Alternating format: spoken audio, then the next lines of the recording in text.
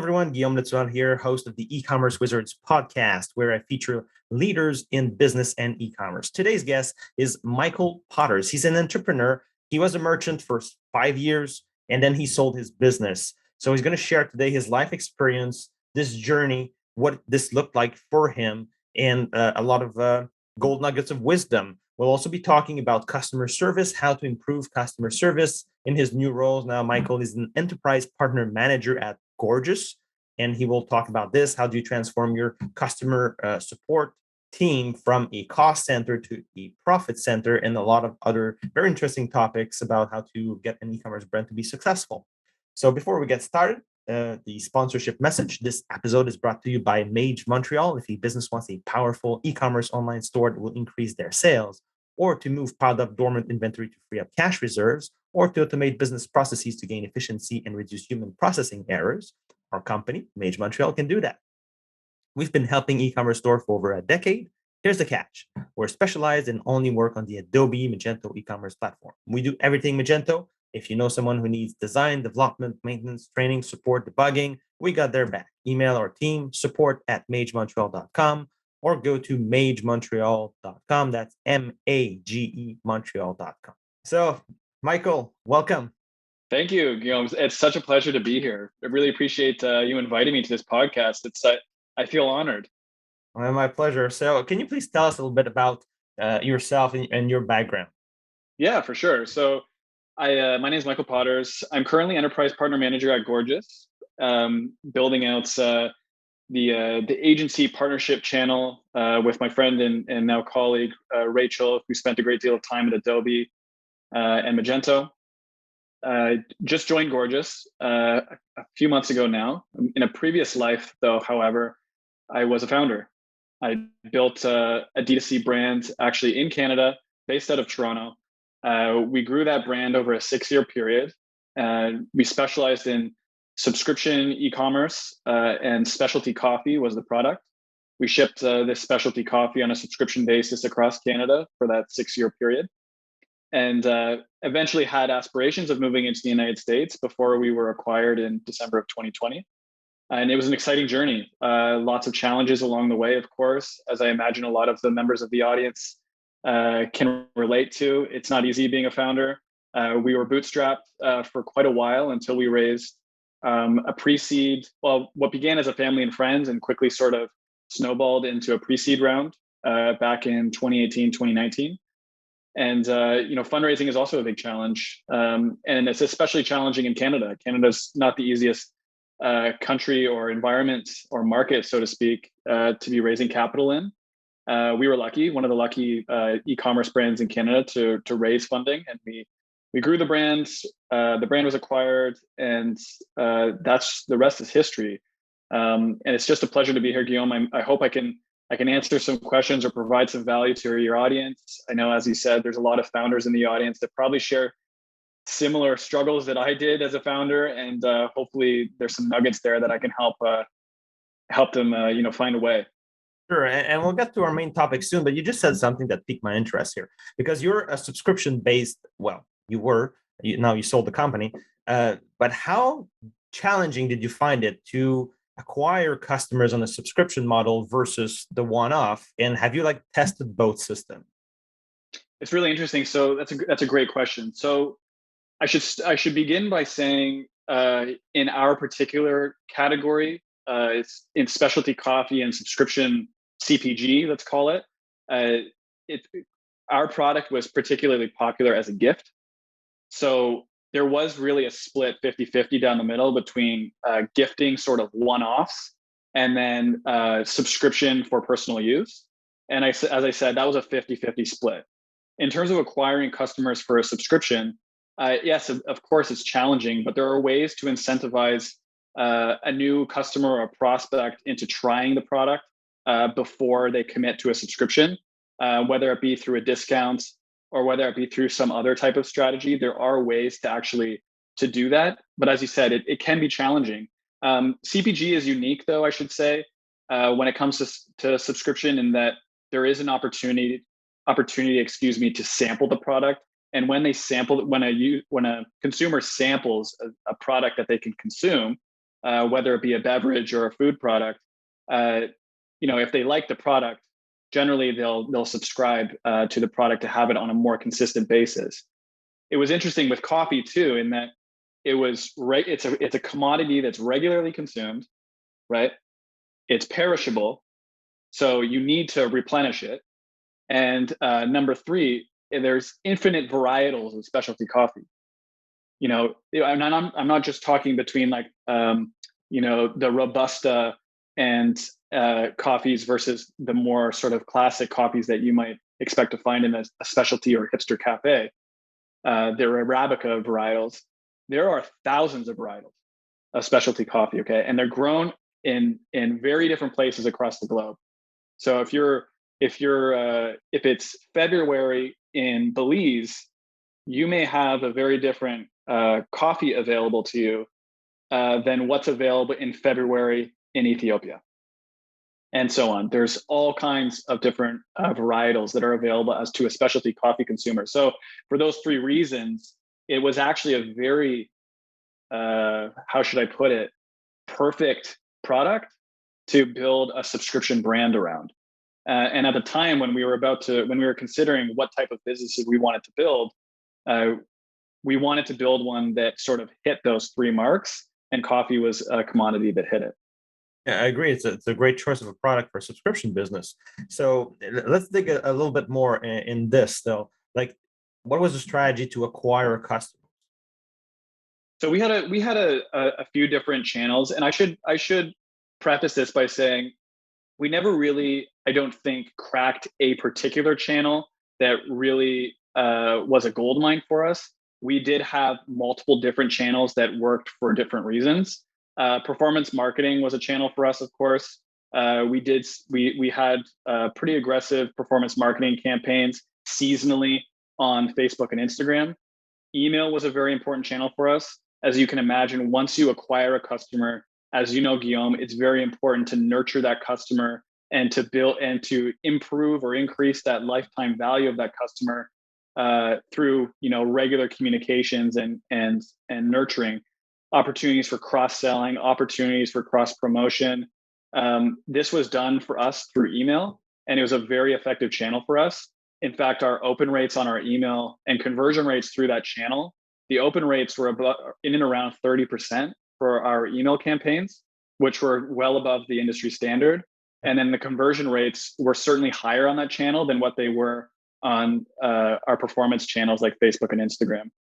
We did direct mail as well, which was a challenging channel for us, one that we didn't find a whole lot of success on. It was one that we experimented with. We did also have partnerships with some meal delivery kits where there was some cross promotion that was achieved there. Again, the conversion rate on that those more sort of like direct mail initiatives and sort of like the tactile the inserts that you would receive in those meal kits and so on, or the ones that those coupon codes that you might receive in the mail. These are sort of two examples, or at least tactics that we tried with direct, were less effective, certainly, than the digital channels that we were spending on. Very interesting. And were you precisely measuring, let's say, your lifetime value of customers, and like, how far did you go in your spending to acquire a customer? Like, okay, I can go all in to the value of the first order because I know and trust my data about what's the lifetime value, and I'll make my money on the second order. It's a good question. So we were able to achieve that. Our lifetime value was around 8 months of a subscription on average. 8 months, between 6 and 8 months was the average for the subscription lifetime value. So we could acquire a customer for a percentage of that lifetime value as long as we were breaking even. And in most cases, it was a break-even type of acquisition. That was the name of the game for us. It was really, how can we acquire as many customers at a break-even to drive our growth as quickly as possible? And we achieved that. Of course, it wasn't a perfect mix. It wasn't a perfect setup. Facebook and Instagram became more expensive as our brand grew, that channel. So we are constantly trying to add new channels into the mix to drive our cost per acquisition down as the company grew. And of course, there's always on Facebook and Instagram, in particular, those channels, when you launch a brand, especially a D2C brand in our case, when you launch a brand, there's a lot of a low-hanging fruit in the newsfeed, or sorry, I should say, there's a lot of low-hanging fruit customers that are available to you on those channels when you start spending there. But that low-hanging fruit eventually starts to be eaten up, and the low-hanging fruit becomes more expensive fruit. So as you mature in those channels, typically, at least in our case as a brand, as our brand matured in those channels and we began spending more money, it became more expensive. And there was a need to add additional channels or optimize in those channels in order to have a break even or a positive ROI acquisition. And when you're selling a commodity like coffee, at least you're selling like a specialized subgroup. Did you still have a little bit of leverage through pricing? Like you're saying, that my cost of acquisition is going up. Are you able to raise a little bit the pricing without starting to lose too much sales? Not as much. Unfortunately, what we did learn with our brand is that consumers are particularly price sensitive to commodities. And even though we did have a specialty commodity, there was still price sensitivity because naturally, consumers like you and I, those that drink coffee, have an understanding of what that price range is. And you certainly can't exceed the top end of that price range. Or else, unless you're delivering a tremendous amount of value. So there was sort of like a ceiling for how much we could price per unit, and we couldn't really breach beyond that. So we were really playing in this sort of like range where you might expect higher end specialty coffee to be priced, and but we couldn't go beyond that. Okay, yeah, it makes a lot of sense. Okay. And I'm curious about your journey there, getting some investments. You say it was started with friends and family, then it got to either pre-seed or seed round. Like, at which point did you get this funding throughout the journey, and like, what's your experience with it? Like, drawback, positive? How did it accelerate the business or create other kind of tension with accountability to investors and whatnot? For sure, there was a bit of both. I mean, of course, naturally, when you're accepting money from friends and family first, and then investors, strangers really, that become a big, intimate part of your business, there's naturally going to be tensions there, and expectations. I wouldn't say tensions. There was never any tension in our case. It was really those expectations and the involvement of investors. It's a delicate balance that you have to play. We were very fortunate that we had very good, very dependable, and involved but not too involved investors in our pre-seed round. So we were fortunate that was our experience. When we decided to raise capital, it was a tough decision because you do have to keep in mind that now you have a much bigger you have a much bigger group of people that are now involved in the business and have an expectation of a liquidation or an exit. And that is certainly a consideration. But all in all, I think it was a good decision. It's very challenging in Canada to raise capital, especially at pre-seed, and especially in e-commerce. There's less of an appetite for risk in Canada. If I were to do it again, I would, and for those in the audience that are considering raising capital, I would strongly advise them to look south of the border. I mean, it doesn't hurt you to seek capital or seek a raise in Canada, and there are opportunities to do that. But the appetite for risk is much greater in the United States, and it's a bit frothier. There's more capital to go around, and for that reason, I would say, consider going south before, as you start to plan out your raise. Right. And if it is not confidential, like roughly which size of chunk of your business did you have to give away in order to raise capital? It was about, oh God, now I have to think back what our cap table looked like. I would say it was about 20%. 20%. Okay. Yeah. Mm-hmm. Fairly when we raised, yeah, for our pre-seed, it usually goes like that. As you probably know, Guillaume, it's about 20% every raise, and we only raised a pre-seed, and it's difficult to qualify it whether it was a pre-seed or a seed, but we considered it a pre-seed because we were on our way to a seed, and it was about 20% of the business. Yeah. Okay. Yeah, interesting. Yeah, and the name of the game is raise money, but keep some percentage for yourself for Yeah, sure. exactly. Otherwise, you end up like the founder of Netscape. That thing becomes billionaire company, but he has almost like nothing left. Exactly. It's not even Yeah, rich out of it. those are the horror stories. Yeah, exactly. Yeah. Exactly. Okay, so this is a very interesting journey. We might circle back to it. Now, let's talk a bit your experience on how to improve customer service for an e-commerce website. Let's say, what did you put in place? Like, what challenges did you live? What did you? hmm I think it's actually a good segue into Gorgias as well, but I'll begin with my own experience with Parachute. So we were fixated on, from the very beginning, on improving the post-purchase experience because as a subscription brand, it was hugely important that we retain the customers that we acquired. Naturally, that's the name of the game with subscription. It's retention. So the lion's share of attrition or churn that we were experiencing as a brand was actually coming from the dashboard experience or the post-purchase management of the subscription.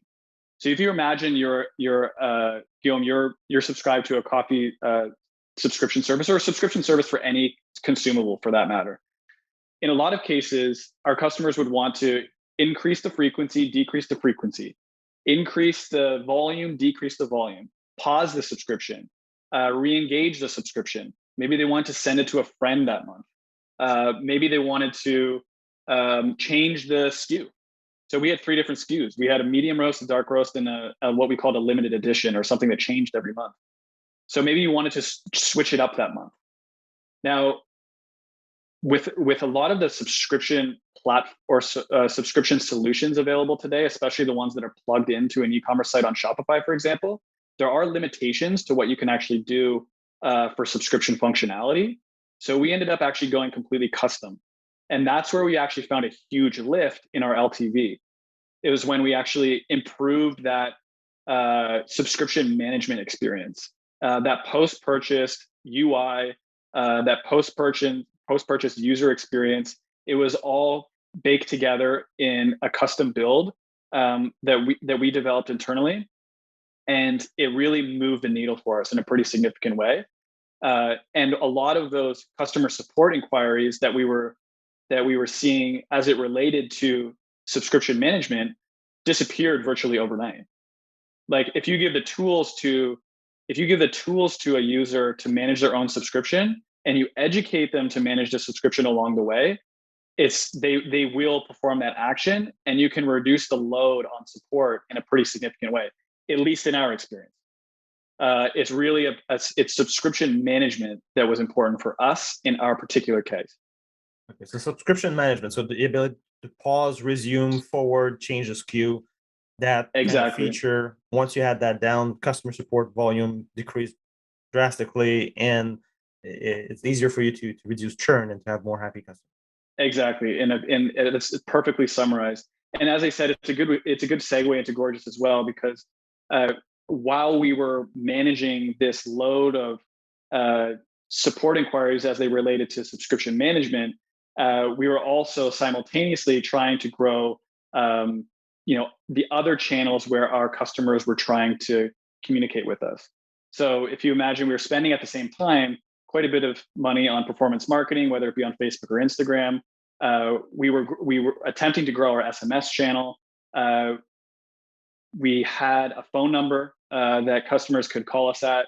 All these different channels that our customers were trying to communicate with us. There was no single integrated way for us to have, number one, all of that data available in front of us of the customer inside the agent console, but also no way for the customer to have a really uniquely personalized experience because we couldn't see where those customers were on the different channels when they were trying to communicate with us. Or at the very least, we might be able to see them, but there was no context and there was no sequential sort of omni-channel view of the customer over the life cycle of that customer with the company. Yeah, I understand that. Okay, and you were talking about Gorgias. Maybe you can quickly describe what this product is.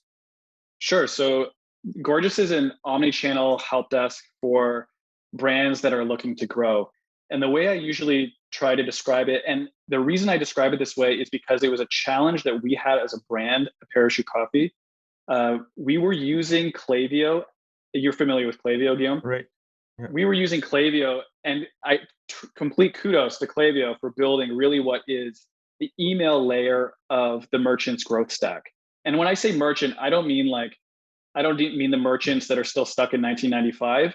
I mean the merchants that are like in 2021 looking to grow. Okay, Klaviyo's built the email layer of the growth stack. Okay, on top of that, you have, at least in my experience, the loyalty and the points and the sort of like how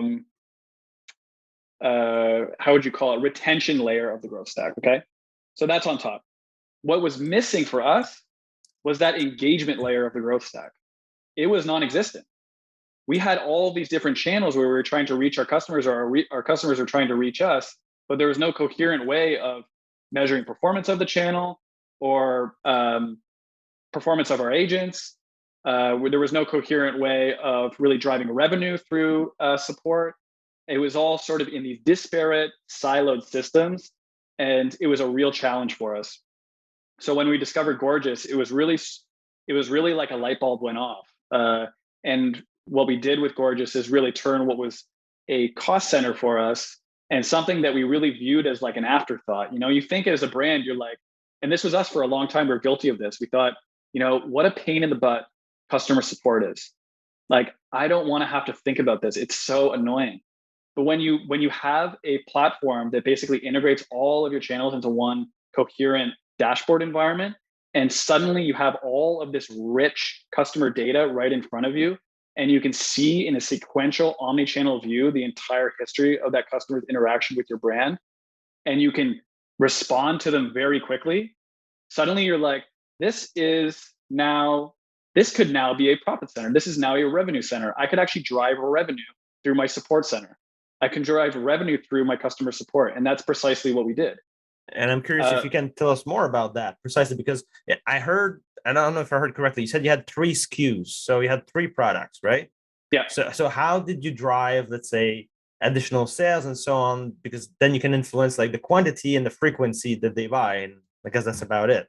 Or do you get them to upgrade to the specialty one if it's more expensive? Well, you also have to consider that you're looking at the full funnel, right? So you have access to customers that are pre-purchase. Right. You're plugged into your Facebook ads. You're plugged into Instagram DMs. Like these are pre-purchase opportunities for support to actually engage with prospects, offer them a code, for example, and drive them right through the funnel, drive them closer to the checkout. So there are those pre-purchase opportunities for maximizing conversion. And then there are also those post-purchase nurturing opportunities to upsell and cross-sell and so on.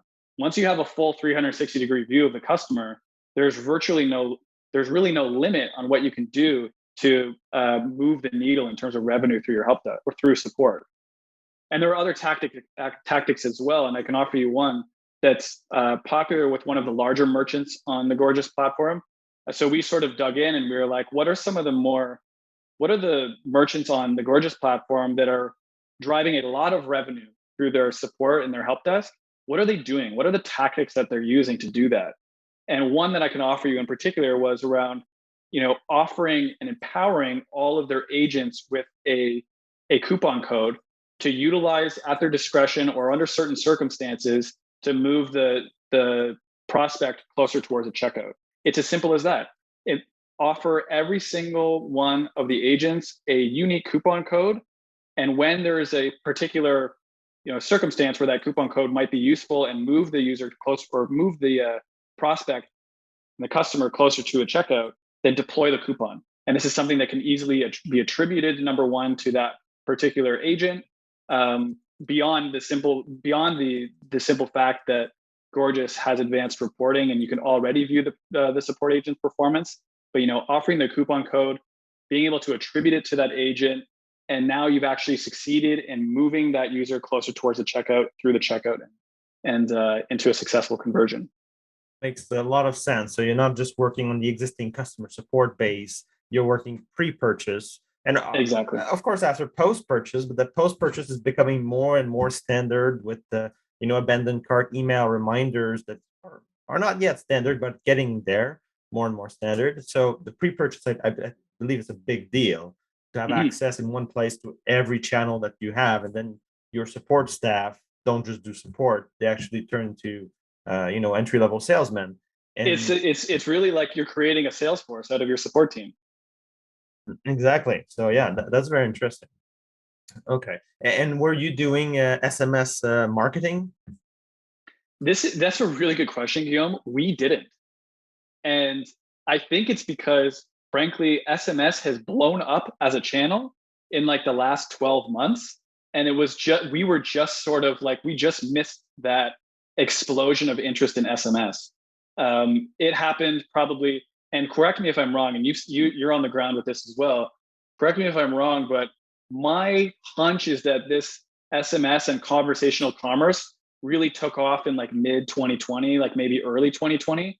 And that was really when we were in the weeds with, having the company acquired and so on. So we kind of missed that wave of interest in SMS, but now we know at Gorgias even how huge of an opportunity that is for merchants. And we do have integrations with SMS solutions, Attentive, for example, that plug right into Gorgias.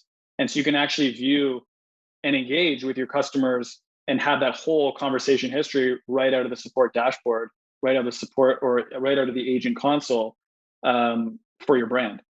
Well, you're right, but also there's COVID factor in there that, the statistics shows that in the first 3 months of COVID, like March 2020, there was 10 years of industry progress in 3 months. Yeah. So a lot happened there, and a lot of businesses, it was do or die. I mean, the physical store were closed by laws, by various governments, and everybody shifted to e-commerce. So then everybody's stepping up their game. So SMS was already sort of there, but it got accelerated, and now it's everywhere. Like it's part of it should be part of every strategy. I agree 100%. And we missed it. It's too bad, actually. In hindsight, I wish we had SMS set up with our brand right before we were acquired. But for those merchants that have it as part of their growth strategy, kudos to them, because it's almost a prerequisite to growth at this point.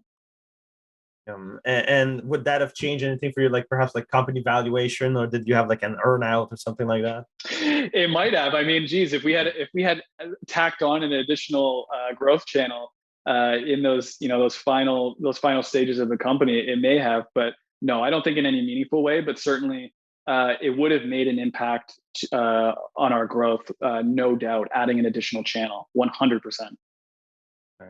And we could come back a bit to the structure, maybe of the deal, of the exit. But let's say, is there anything else that you have top of mind, or any other stories or things you'd like to share about like improving customer support and customer experience? I think for us, one of the things, and this is something that I learned as I built the business, and it may seem obvious in hindsight, but it's really it's the importance of asking your customers what they want and talking to them on a frequent basis. It's almost like it has to be part of your monthly to-do list. Talking to your customers, asking them what you can do to improve, measuring your net promoter score, doing things to grow, to improve the overall customer experience, and in meaningful ways that the customer is asking for. This is so important in 2021 because it's so competitive in e-commerce. And if you're not listening to your customers, frankly, you could spend a lot of money doing something that they don't need. Right. That's right. And it's very high frequency monthly. So like which tactics were you putting in an application for this to happen? I heard net promoter scores, so you're sending out a survey. Did you like so in the early what we did qualitative and quantitative surveying while we were developing the product and the first iteration of our site. But what I learned that we didn't do, and this is what I would do differently as a merchant, on my second go around, would be to do that qualitative and quantitative focus groups and surveying on a more consistent, frequent basis. If it's monthly or quarterly, I don't care. It has to happen more often than, an annual survey that you send out to your customers. It has to happen at least once a month. Understood. And from this, let's say, was that part of your choices of, let's say, having 3 SKUs? Because this is rare, 3 SKUs. And like, was there demand for more? Of course, from an operational point of view, the fewer product, the happier. Yeah, there was. It's interesting you asked that question, and we did this deliberately. We wanted to create an experience that was very simple from the very beginning. We wanted on our during the purchasing experience, we wanted the purchasing experience to happen within like 2 to 3 clicks. We didn't want a whole lot of browsing or decision-making paralysis to happen during the shopping experience. We wanted to engineer the site in a way that made it super simple and accessible, and delivered an outcome to the user, to the buyer, within 3 steps, or within 3 clicks, I should say. And we achieved that with having only 3 SKUs. There was very little buyer's paralysis. If there was an interest in the product, it was a quick path to the checkout. I don't think we would have added more SKUs even if our customers asked for them, frankly. It's an interesting point of view. So it is very interesting because you have a successful business there. You exited, sold the business, and this is the fewest SKU that I've seen. Yeah. Which is a good thing. Like, more SKU, you only add them because typically you do your math, like how many sales per month can I get out of this SKU, and then you say, if I want to generate X revenue, I need that many SKUs to, because each product will just generate a few hundred or a few thousand a month typically, and that's why you need a lot of SKUs, or because you want to be competitive on the offer and the selection and whatnot. Yeah, we engineered the experience too to resemble something like Dollar Shave Club.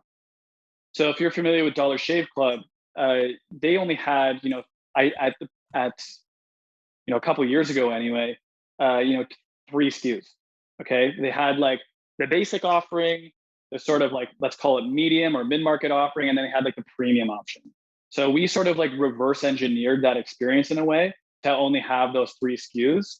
And it also allowed for our customers to switch in between the SKUs on a monthly basis, as I explained earlier in that subscription dashboard, that subscription management experience.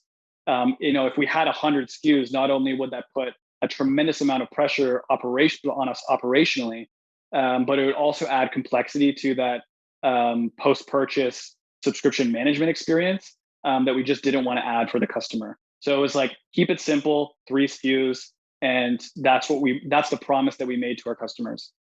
Okay. And was there any other website that you were looking at as an inspiration or example about a successful subscription business? Yeah, there were a few. One that comes to mind would be Blue Bottle, actually out of the United States. You may be familiar. They're sort of the 800-pound gorilla in subscription coffee, especially subscription specialty coffee. And they had a very limited SKU selection. I think at the time, it was between 3 and 5 SKUs that they had available on their site. And they were sort of like branded, medium, dark, and maybe a specialty roast. That was how they presented their offering, and it was something that we were keen to achieve as well. I'm trying to think of another one. There are some consumable beard products. There are also some consumable oral care, like toothbrushes and so on, that have a very limited number of SKUs through subscription. Hair products is another one, consumable hair products. It's, they also have a limited number of SKUs. I can't think of the brands top of mind, but those are some sort of categories where some brands have achieved success by actually offering a limited number of SKUs and not sort of like overcomplicating the SKU count. If I can think of some, I'll send them to you. Okay. And I'm curious, you mentioning the other blue bottle being, the 800-pound gorilla there in the room. Like, how did you compete with these guys online? Was it just like a Me Too offering and you hope they pick you, or did you have something specific? Well, we were nicely insulated in Canada because Blue Bottle wasn't actually able to enter into Canada in a meaningful way through subscription e-commerce. There were some like border, there was like a defensible border, so to speak. So we captured market share in Canada and basically like held that market share um, simply by virtue of the fact that we were insulated by that border. There was very little pressure north of the border into Canada. It would be very different and it would require an entirely different strategy to go to market in the United States. And it very likely would be a sort of Me Too offering. But in Canada, as I said, we were fortunate that we were sort of one of the only players in town, and we were able to take advantage of that. All right. Well, congratulations on this. Do you have any tips, advice, or life story to share with any entrepreneur who wants to start a new e-commerce store? Very good question. The first thing I would say is choose your team very carefully. Make sure to, find members, like build a team where your co-founders have competencies that you don't have, and they're committed equally to the success of the business. This is hugely important for a startup and one that an up and coming brand.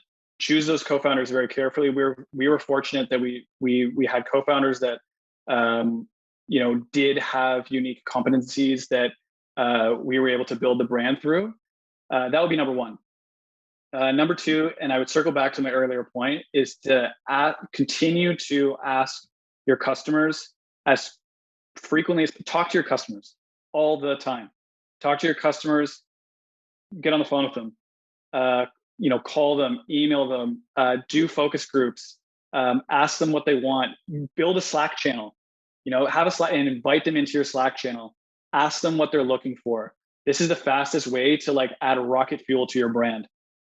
Is simply by asking, keeping your ear on the ground and constantly asking, how can we improve, and what can we build for you?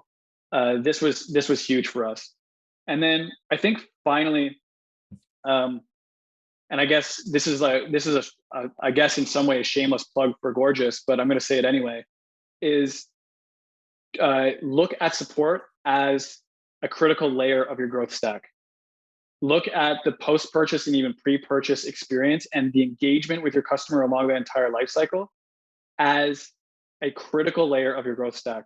Because if you pour money into performance marketing and you spend all kinds of resources building out, your email strategy, and you even have an SMS and a loyalty layer on top of that, and you don't have that fundamental engagement layer sorted out, you're leaving money on the table. Good. And was there any kind of major operational hurdle that you faced, perhaps product sourcing or anything else? Oh yeah, that's a great question. That's a great story. So we decided in 2018 or 2019 that it was important for us to do a full overhaul of our packaging, and we procured or hooked up with an agency in Hamburg, Germany. Okay. Because of course we couldn't find an agency in Canada or maybe somewhere cheaper that could build our packaging. Yeah, those are some of the most expensive designers in the world in Germany. Yeah. So we decided it was worth our while to work with this agency, and they built us, frankly, one of the most spectacular bag designs that was available on the market, and it won an award in the Die Line, which is like a world-class, if you don't know, a world-class design and product development magazine. Anyway, so we hooked up with this agency. They built us this beautiful brand, and they built us this beautiful packaging. It actually resembled a parachute bag, and it had a functioning ripcord. So like the bag would actually open with the ripcord, and it was actually originally intended to have straps on the coffee bag, and it was beautiful. It was stunning. And then when we went to go actually have it produced, you can imagine how much it cost. Yeah. Like this was something that when we actually found out what the price tag was for the final product, we realized that number one, to have this thing produced for like, an actual reasonable amount of money, the minimum order quantity on that would be in the hundreds of thousands of units. So that was certainly off the table for a brand of our size. And number two, we certainly couldn't have it produced anywhere in Canada. It would have to be outsourced to China or elsewhere, somewhere with that type of offering. So for those two reasons, we ended up having to sort of like over time remove some of the fundamental elements of this beautifully designed package until it just became a bag again. Okay, right. Yeah, and Okay. which is an interesting and probably and in fact an expensive experience, and probably a mistake that we wouldn't make again. But going through the packaging design was a very challenging and complex operational initiative that we undertook as a small team. And kudos to our team for actually succeeding and getting it to the finish line, even though it was very expensive, but worthwhile nonetheless. Okay. Well, and how many were you when you started this project? Well, we co-founded the company there were two of us, and over time there were ebbs and flows. But at one point the team was between 8 and 10 on the team. So not a huge team, but we were a small but mighty operation. And and kudos to them as well. Because you're a subscription based anyway, you have so few SKUs, you don't need a lot of customer service. You automate most of the answers for questions and so on. So like the number of employees that you have does not in any way represent the business volume that this business can generate. Exactly. It's a truly scalable business. Okay. Exactly. And maybe if we can just wrap up with this, like any tips about the exit phase of this deal, and what kind of deal did you take? Was it like a share sales? Was it anything else here that you might want? Yeah, what I can tell you is that how we managed to sell the business, we went through two different phases. So the first phase was trying to do it ourselves, and that was an uphill battle because it requires a lot more than you expect to sell a business. And when I talk about a lot more, what I mean is, there are legal complexities, there are financial complexities, and there are simply like better resourced groups that can help you do that available if you look. So when we realized that we couldn't do it on our own, we found a broker, and that was the best decision that we ever could have made, because this broker basically took what was a very sort of novice effort and strapped a rocket onto the back of it, and we managed to get it over the finish line. It's simply a matter of like having the network and the buyer portfolio available. These brokers do, and all it took really was one email into their buyer list, and we had 100 different parties that were interested in seeing the deck. So it is expensive to hire a broker. Like I'm not going to claim that it was like the cheapest option, but in hindsight, definitely worth it for a brand of our size. It may be different for larger brands, of course, but in our particular case, having a broker support us through that journey was the best thing that we could have done. And like the structure of the deal, you can say as much or as little as you want there. Like, are you happy with the structure of the deal that you had? And was that like, let's say, a typical EBITDA multiplier or something else for the valuation? It was that's interesting. So what I can tell you is in our particular case, we were still very early, and it wasn't a particularly profitable operation. We were on our way to we were on a path to profitability, and that's what made it an interesting acquisition. What was acquired was the brand, really. and the systems that were in the growth systems that we had established.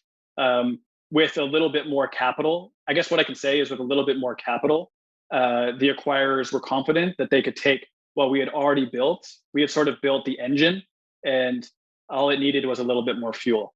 And that was the sort of why the acquirers, the suitors in this case, acquired us, was to put fuel into the rocket and take it to the next level. Which is classic from for a VC approach, or for that kind of investment approach. Profitability is not necessarily always the way that it's acquired. Could be a strategic decision, or like you say, they see that every piece is in place. All you need is more capital. Let's blow this up with the Exactly. customer acquisition now, and now it's time to scale up because all the foundations Exactly. are in place and it's ready to scale. Exactly. Okay. Well, Michael, thank you for being here today. This was a great session. Yeah, I hope it was, and thanks for having me. It's a pleasure to be here and be on this podcast. It's a bit of an honor, I have to say. Thank you.